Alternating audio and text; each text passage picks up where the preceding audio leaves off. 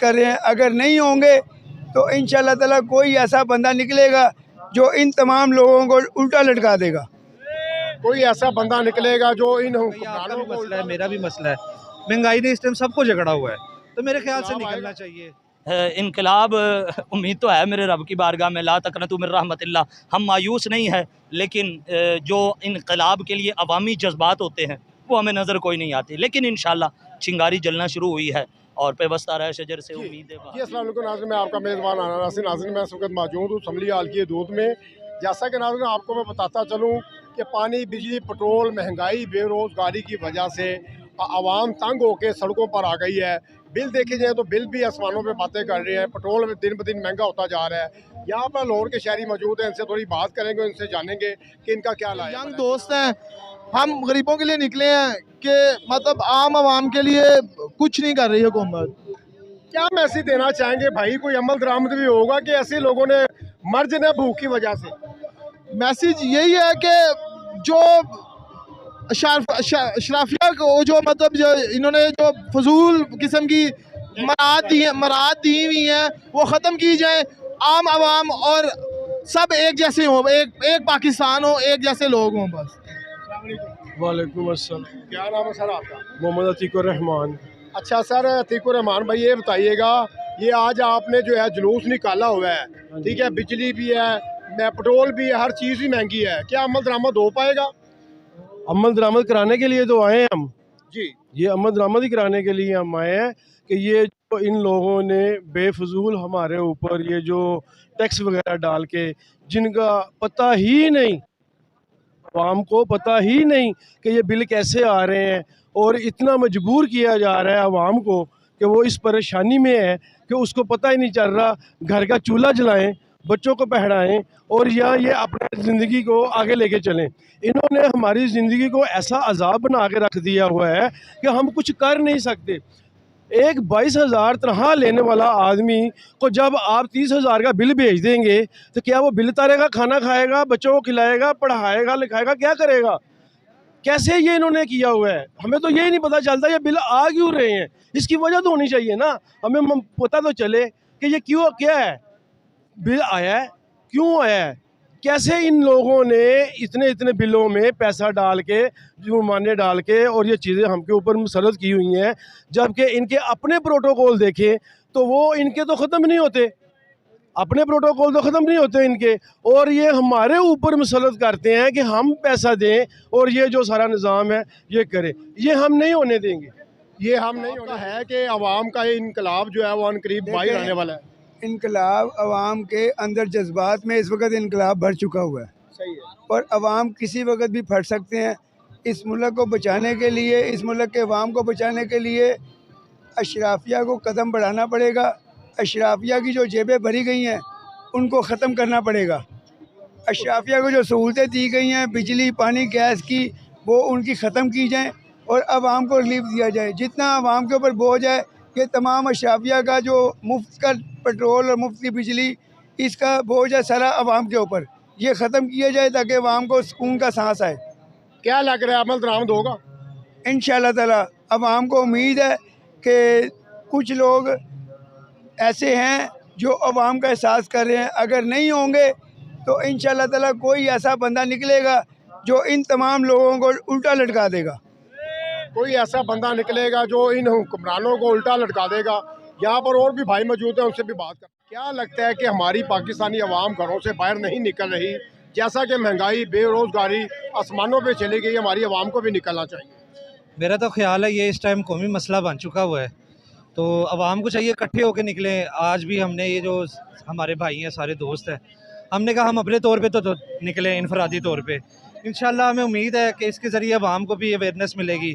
आवाम को निकलना चाहिए। अब आखिरी हाल आवाम का है, क्योंकि जिस तरह के हालात बन चुके हैं, कारोबार नहीं है, बेरोज़गारी बढ़ रही है, तो आवाम अगर अपने लिए नहीं निकलेगी तो कौन निकलेगा? ये मेरे ख्याल से हमारा कॉन्स्टिट्यूशन राइट भी है कि अपने लिए, अपने हक़ के लिए निकलना। और मुझे उम्मीद है कि भाईजान, मैं मैसेज भी दूंगा सबको कि यार सब निकलें, एक कौम होकर निकले। इसमें कोई पार्टी का कुछ नहीं है, ना कोई सियासी पार्टी का कोई ताल्लुक है, ना कोई मजहबी, क्योंकि ये कौमी इशू बन चुका है। ये आपका भी मसला है, मेरा भी मसला है। महंगाई ने इस टाइम सबको झगड़ा हुआ है, तो मेरे ख्याल से निकलना चाहिए। और जितने हमारे ऊपर बैठे हुए हैं अभी, जितने भी हुक्मरान हैं, हमारी उनसे दरख्वास्त है हम कि भाईजान महंगाई को कुछ कंट्रोल किया जाए, कि आम बंदा जो है चीज़ें उसकी पहुंच में आए। इस टाइम 35-40 हज़ार वाला तबका जो है वो टोटल बर्बाद हो चुका हुआ है। वो घरों के बिल दे, वो रेंट दे, वो क्या करे? तो इसके लिए मेरे ख्याल से हुक्मरानों को सोचना चाहिए। जी, भाई का कहना यही है कि हमारी आवाम को चाहिए बाहर आए, सड़कों में आए, पार्कों में चले जाए। पार्कें जो है भरी हुई है, लोग इंजॉय करने के लिए तो निकल जाते हैं, महंगाई के लिए कोई नहीं निकाला। हमारी भी अपनी आवाम से गुजारिश है कि घरों से बाहर निकले। सर अस्सलाम वालेकुम। जी वालेकुम अस्सलाम। सर, महंगाई के हवाले से बात करना चाह रहे हैं आप। आज आप जो है निकले हुए हैं सड़कों में, क्या लगता है आपको कि अमल दरामद होगा आपके? देखिए जी, अमल दरामद होता है या नहीं होता, हमें इससे कोई सरोकार नहीं है। हम बहसीयत अवाम, बहसीयत मुल्क पाकिस्तान शहरी, हम सब पर इखलाकी और मजहबी फरीज़ा बनता है कि और कुछ नहीं हो सकता तो कम अज़ कम अपने ऊपर महंगाई की मद में होने वाले जुल्म के ख़िलाफ़ आवाज़ तो उठा सकते हैं। बेहिसी की चादर ओढ़ कर तो नहीं लेट सकते। तो आज महज मुल्क पाकिस्तान की अवाम को ये नहीं सोचना चाहिए कि असरात क्या होंगे। असरात ये अल्लाह तबारक व तआला के फ़ज़ल और करम पर मुनहसिर है। मेरा रब चाहेगा तो आवाज़ के अंदर भी असर होगा, मेरा रब चाहेगा तो अमल के अंदर बरकत भी पैदा होगी।